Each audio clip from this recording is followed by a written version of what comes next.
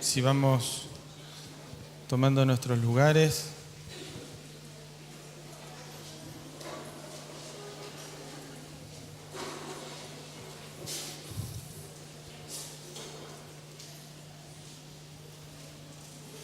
Aleluya. Señor, te bendecimos y te agradecemos, Señor, por este tiempo que nos das para alabar y bendecir tu nombre.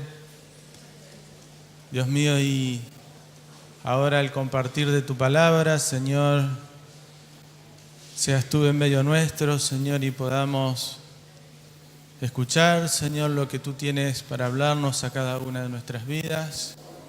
Señor, y así atesorar tu palabra, Señor,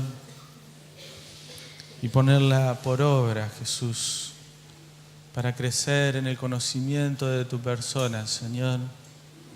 Señor, y llegar a ser, Señor, como tú quieres que seamos, santos y humildes de corazón. Te bendecimos en esta mañana, Señor, y te damos muchas gracias en el nombre de Jesús.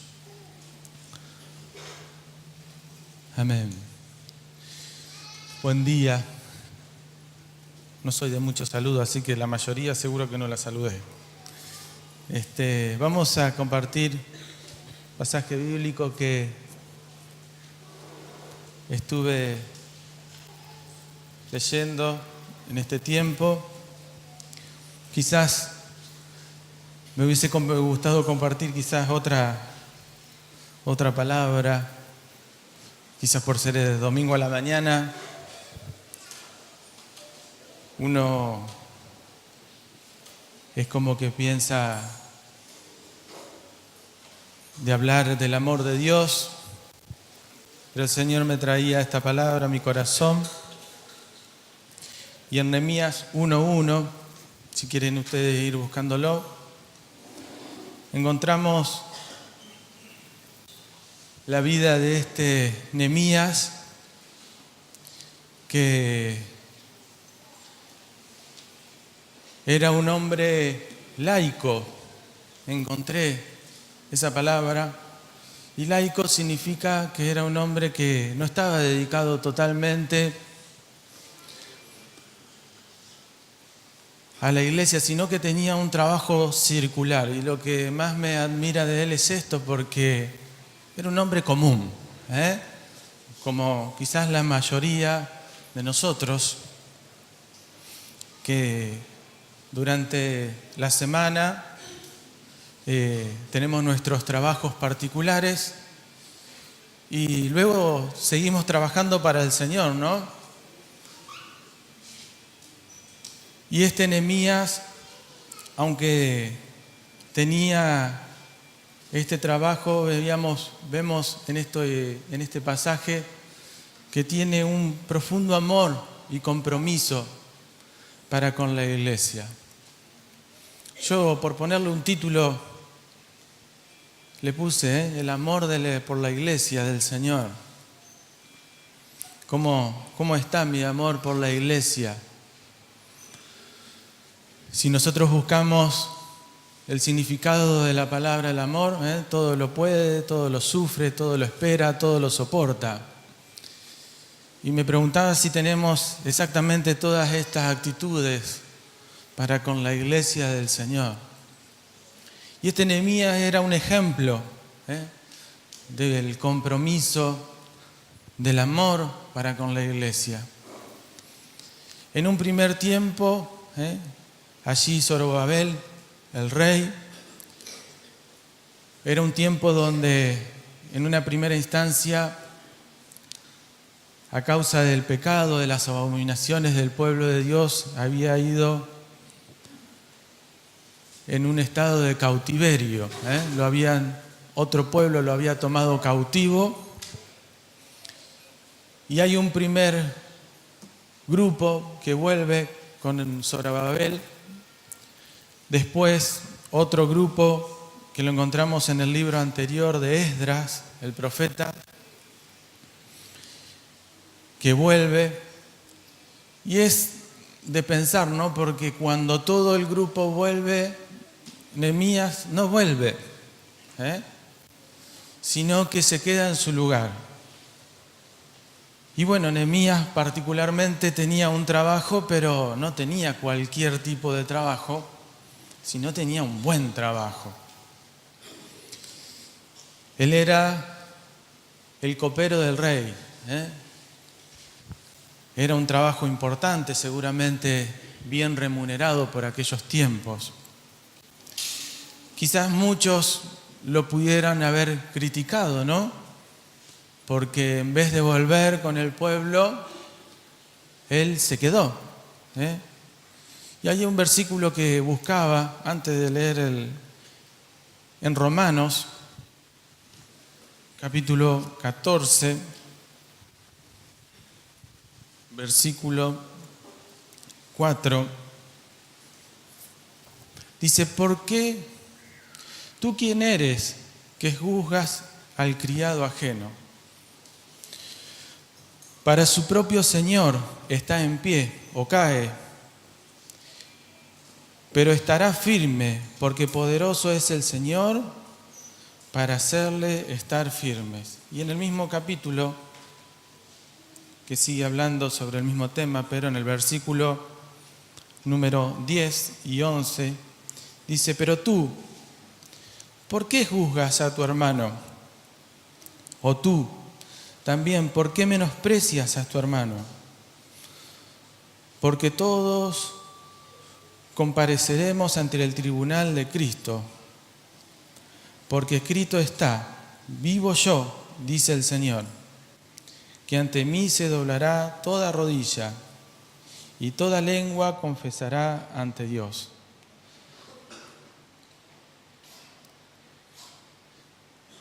Entonces vemos en estos versículos que el juzgar no tiene que estar en nuestra vida, en nuestra lengua. A veces encontramos miles de personas que se la pasan mirando lo que hace el otro, ¿no? Y pensaba, digo, es como aquel equipo de fútbol, que bueno, los que saben mucho de fútbol, pero ahí en la cancha hay solamente 11. Mirá cuánto sé de fútbol que casi le erro. Hay solo 11. Y pensaba los miles que están ahí en la tribuna y los miles que lo están mirando por televisión, ¿no?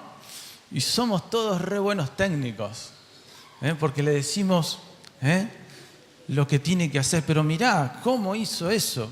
¡Qué salame! Tú hice ver que cómo no la tocó a su compañero que estaba ahí al lado.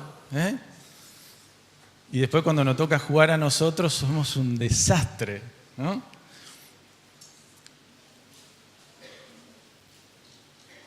Pero hay un dicho que dice, en la cancha se ven los pingos, ¿no es cierto? Habla de los caballos también. El fútbol, bueno, podríamos tomar miles de ejemplos. Pero a veces, de afuera, de la tribuna, es fácil juzgar. Y la vida de este Nehemías, que no decidió, no sabemos por qué no decidió volver. Alguno le pudiese haber dicho, claro, tenía un buen trabajo, ¿cómo se iba a ir de ahí? Estaba leyendo algunos comentaristas que dicen que probablemente, quizás él no decidió volver porque pensó que desde ese lugar que él ocupaba también podía servir al Señor y lo podía hacer de una manera mejor. No lo sabemos. Pero sí lo que sí sabemos y vemos porque lo revela en su libro es el profundo amor que tenía para con la iglesia. Y vamos a leerlo. Dice en Nehemías 1:1, dice palabras de Nehemías, hijo de Acalías.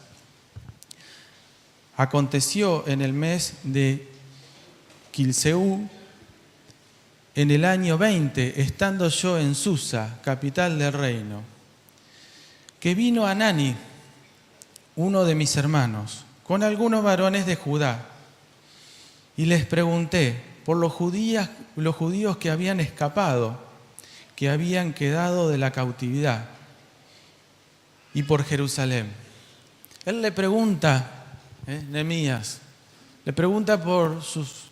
parece que iba caminando por la calle y encuentra a este tal Hanani, y le pregunta, ¿y cómo están todos por allá? ¿Cómo les va? ¿Están todos bien? Fíjese que dice de los judíos que habían escapado, había sido este primer grupo, o este segundo grupo, mejor dicho, que había ido con Esdras. Para todo esto habían pasado desde ese tiempo 15 años.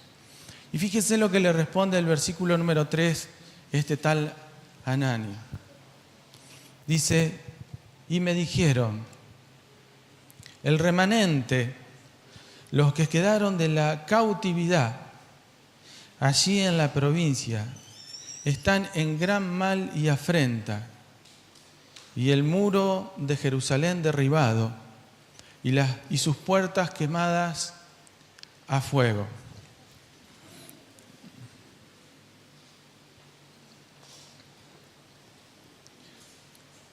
Nehemías le pudiese haber dicho muchas cosas, ¿no? Como decir, algunas cosas que a veces nosotros solemos decir cuando encontramos a un hermano que está pasando por una situación difícil.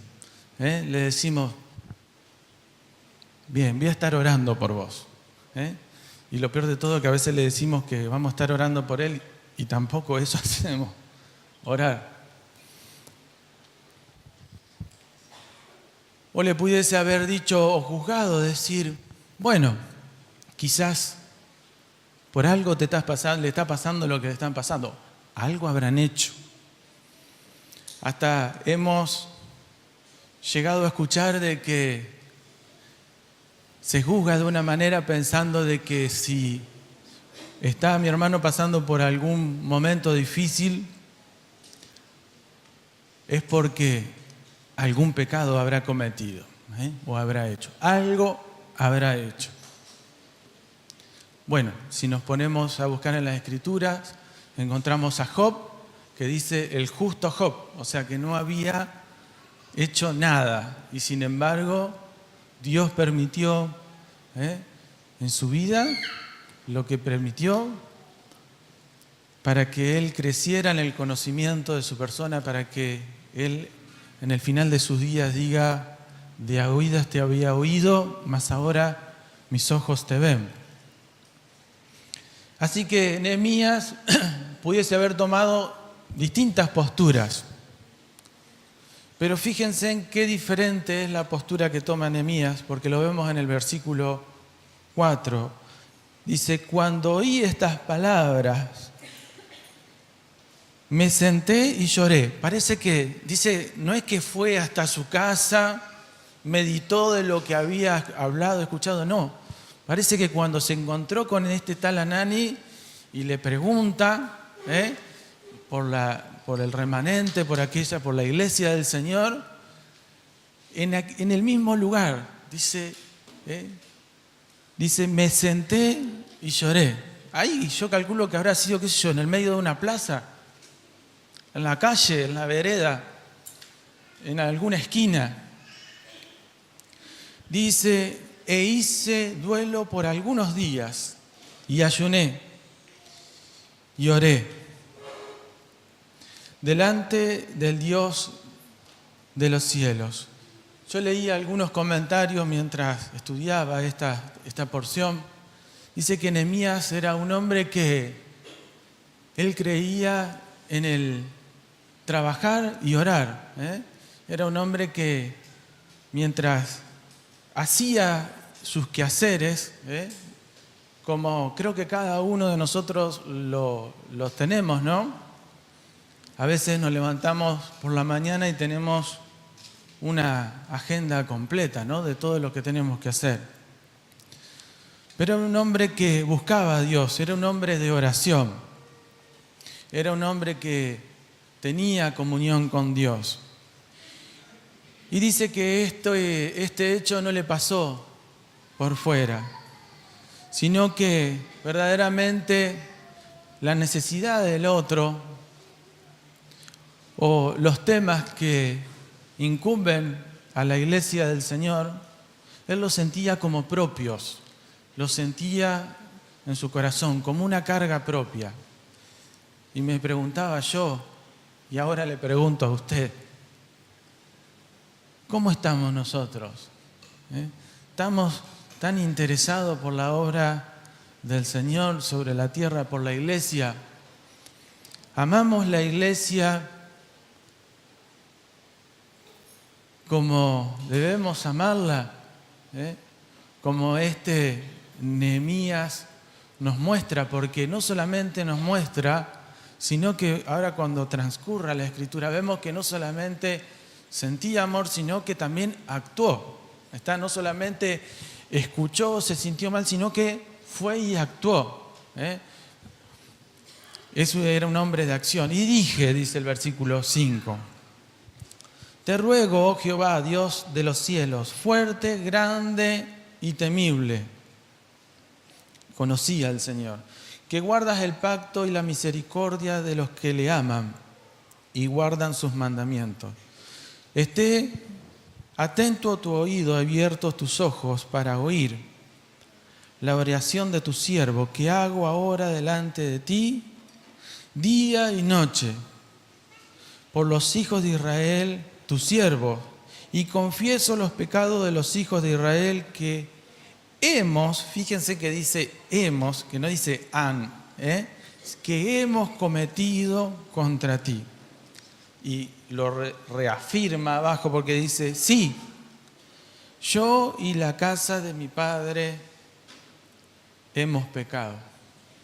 No toma el pecado como ajeno, sino porque dice, yo y la casa de mi padre hemos pecado. Allí donde estaba el sepulcro de sus padres, él lo sentía como propio. Y no era algo ajeno a él. Dice, en extremo nos hemos corrompido contra ti. Y no hemos guardado los mandamientos y estatutos y preceptos que diste a Moisés tu siervo. Dice, acuérdate ahora de la palabra que diste a Moisés, tu siervo, diciendo, si nosotros pecareis, yo os dispersaré por los pueblos. Pero si os volviereis a mí y guardareis mis mandamientos y los pusiereis por obra, aunque vuestra dispersión fuese hasta el extremo de los cielos, de allí os recogeré y os traeré al lugar que escogí para hacer habitar allí mi nombre.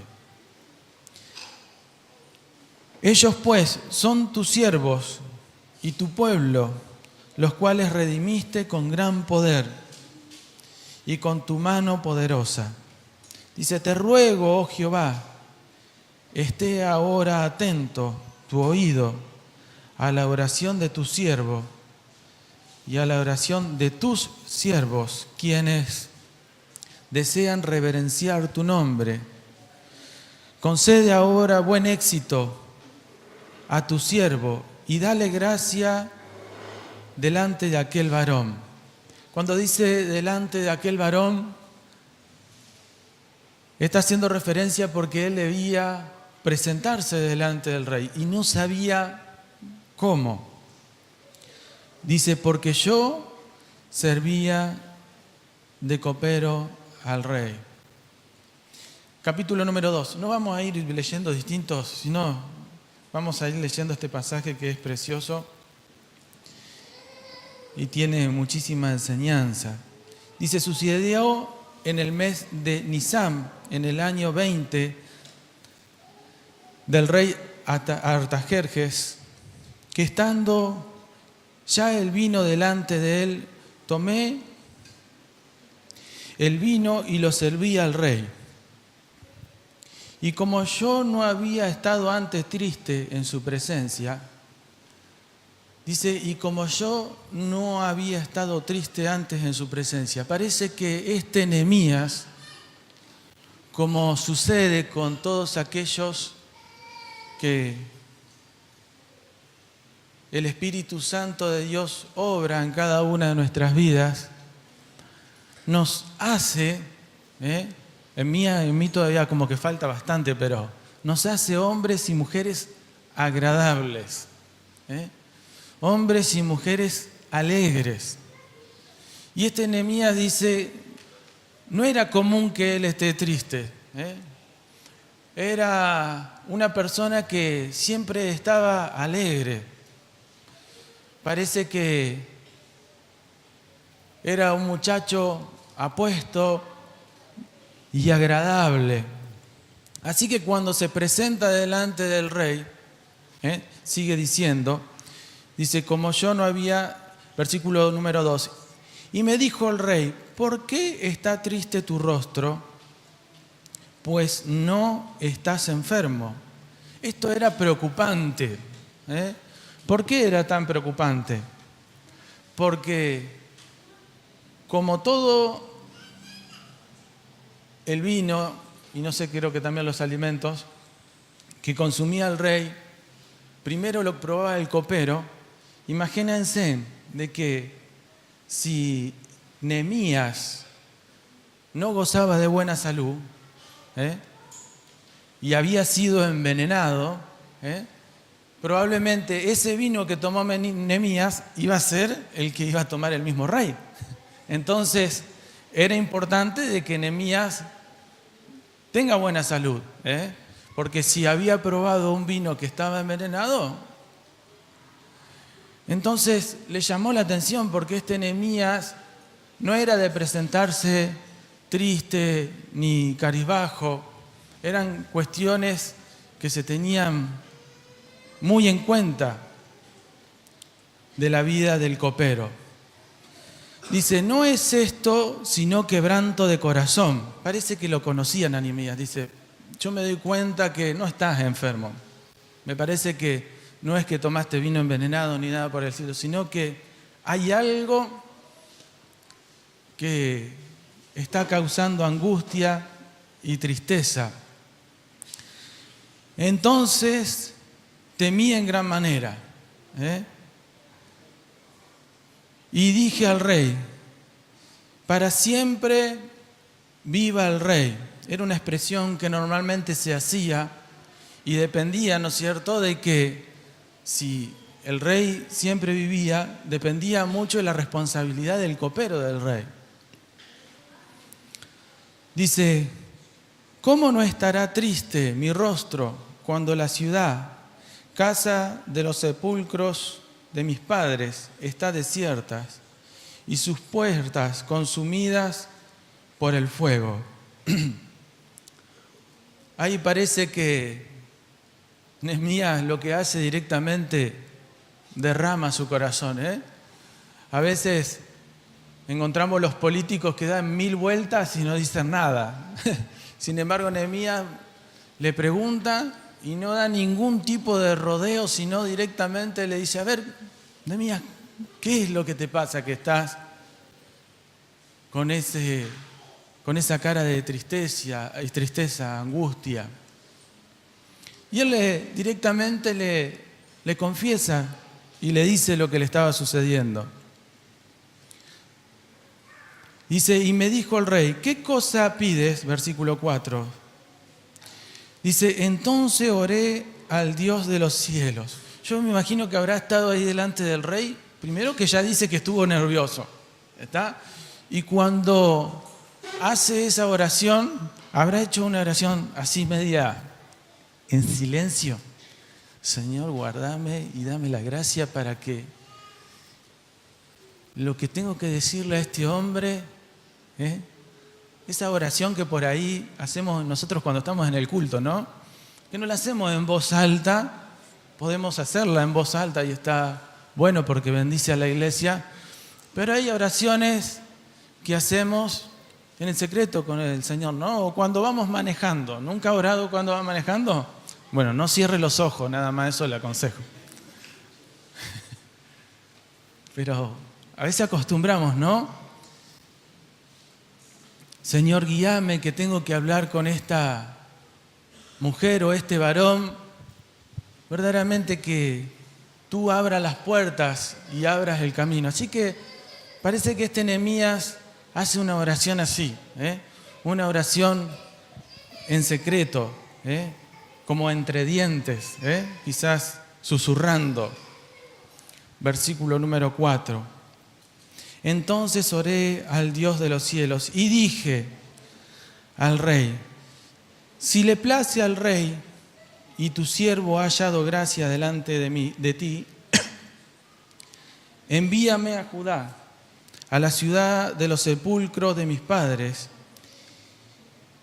y la reedificaré. Entonces el rey me dijo, y la reina estaba sentada junto a él. Parece que, imagínense que muchas de las cosas que venían a consultarle al rey eran todas cuestiones políticas, ¿está? Pero este Nehemías, que era un muchacho agradable, había hallado gracia delante del rey. Era un muchacho o un hombre querido, ¿no? En su trabajo.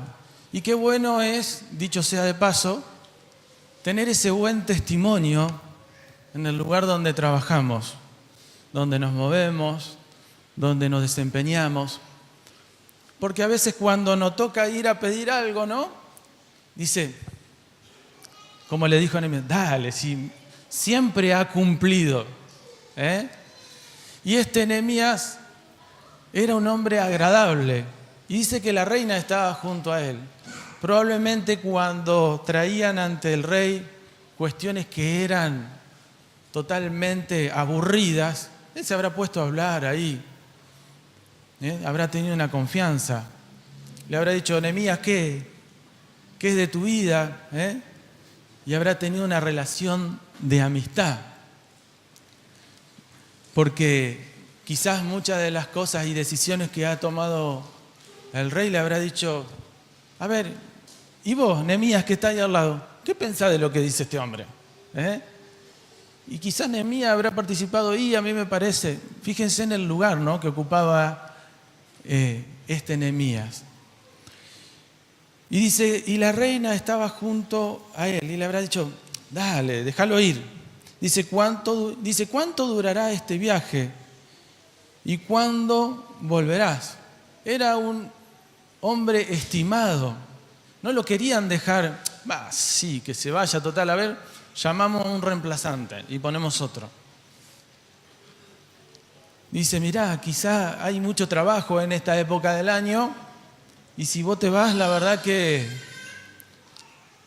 vamos a estar bastante complicados. Viste que la situación del reino no está muy bien. Pero qué bueno es cuando podemos pedir algo, ¿no es cierto? Y podemos ser sobrios y pedir algo sin exagerarnos, ¿no? Es decir, si pedimos por enfermedad, en mi caso, vamos a suponer, si son 3 días de recuperación, no pidamos una semana, son 3 días, ¿no? Firmame una semana completa, ya que está, tengo que hacer otras cosas. Pero qué bueno es cuando nosotros podemos mostrar lo que Cristo hace en cada una de nuestras vidas y ser ejemplo y luz en el lugar donde Dios nos puso, ¿no? Y se parece que este Nehemías era así, era un hombre responsable. Versículo 6 estaba. Entonces el rey dijo, y la reina estaba sentada junto a él, ¿cuánto durará tu viaje y cuándo volverás? Y agradó al rey enviarle después que yo le señalé el tiempo. Además dije al rey, si le place al rey, que se me den cartas para los gobernantes al otro lado del río, para que me franqueen el paso hasta que llegue a Judá. Bueno, ahí ya dije, bueno, vos querés la chancha, los 20 y los 20 chanchitos, querés todo. Al final te dejo ir y ahora ya, ahí viene el mangazo. Parece que el lugar donde él tenía que llegar, tenía que pasar por lugares difíciles. Si él no llevaba un permiso del rey para poder atravesar esos lugares, después me corrigen si les digo algo, es lo que... Si tenía que cruzar, te necesitaba el permiso del rey para cruzar. Dice, y carta para Asaf. Otra cosa más pedí. Guarda del bosque del rey, para que me dé madera para enmaderar las puertas del palacio de la casa y para el muro de la ciudad y la casa que yo estaré. Dice, y me concedió el rey según la beneficencia mano de mi Dios sobre mí. Fíjense en el buen testimonio y cómo él exalta el nombre de Dios, porque si había logrado tener todos esos beneficios fueron gracias a Dios, ¿no? Porque Dios lo había así permitido. Dice, vine luego a los gobernantes del otro lado del río y le di las cartas del rey. Y el rey envió conmigo capitanes de ejército y gente de a caballo. Pero yo, oyéndolo, Sanbalat, Oromita y Tobías, el siervo de los amonitas, le disgustó en extremo que viniese alguno para procurar el bien de los hijos de Israel.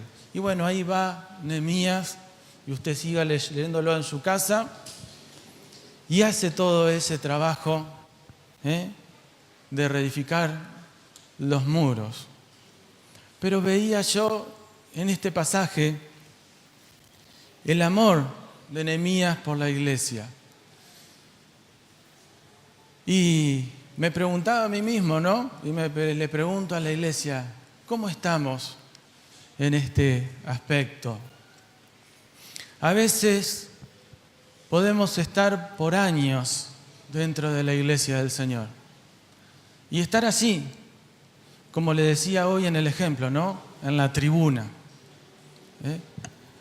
Y estar como espectadores y no como aquellos que ponen la mano en el arado y no miran atrás, que se ponen a trabajar.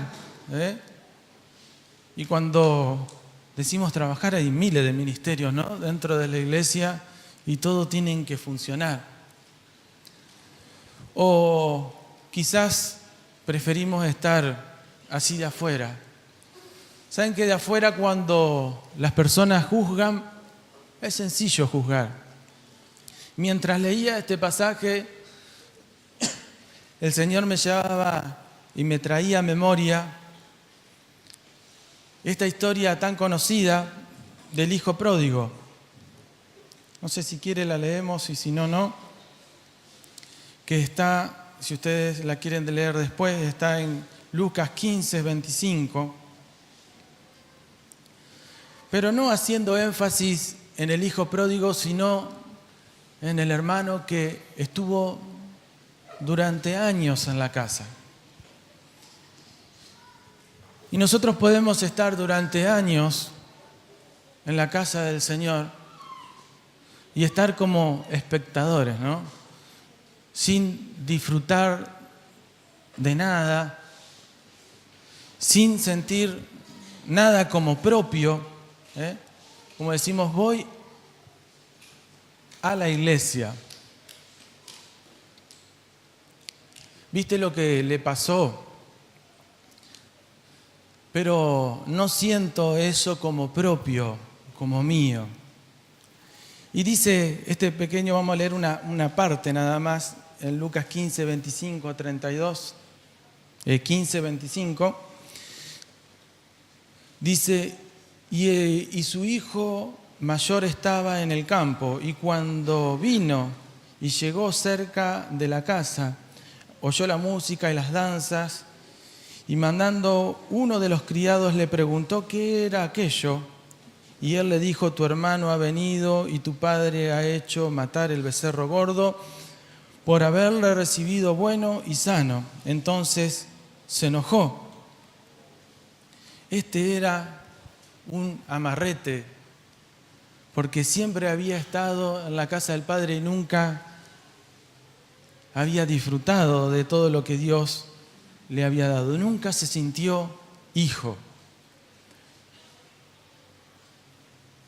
Y me preguntaba, me siento hijo, me siento amado, me siento parte de la iglesia del Señor. Entonces se enojó y no quería entrar. Salió por tanto su padre y le rogaba que entrase, mas él respondió, dijo al padre: he aquí, tantos años te sirvo, no habiendo desobedecido jamás, y nunca me has dado ni un cabrito para gozarme con mis amigos. Hasta el 32. Pero cuando vino tu hijo, que ha consumido tus bienes con rameras, has hecho matar para él el becerro gordo. Él entonces le dijo: hijo, tú siempre estás conmigo, y todas mis cosas son tuyas. Mas era necesario hacer fiesta y regocijarnos, porque tu hermano era muerto y ha revivido, se había perdido y es hallado. Fíjense en el 31, dice: todas las cosas son tuyas. Veía en comparación de este hijo pródigo que no se sentía parte de la casa, que nunca disfrutó. Y lo comparaba con Nehemías, que verdaderamente era un hombre comprometido, que no solamente se paró en un momento dado y oró y lloró, sino que más bien también puso manos a la obra en aquello que el Señor le había mostrado. Y me preguntaba, ¿no? ¿Cómo estamos nosotros? ¿Cómo estamos nosotros? ¿Amamos la iglesia? ¿Amamos la casa bíblica? Aquellos que están en casa bíblica, o los que no estamos también, amamos la casa bíblica como propia. O quizás estamos especulando, a ver, yo te doy un poquito y a ver qué vos me das. Yo te doy otro poquito, pero fíjate, no te olvides de que yo hice esto, tal, aquello. O nos estamos brindando de una manera incondicional. Ya lo sabemos, Dios nos dio la vida, ¿no? Y Él es el dueño de nuestra vida y merece todo de nosotros. Pero a veces no encontramos en nuestras vidas esta actitud de Nehemías. Amén. Hay una canción que me gustaría cantar, si pasan los músicos.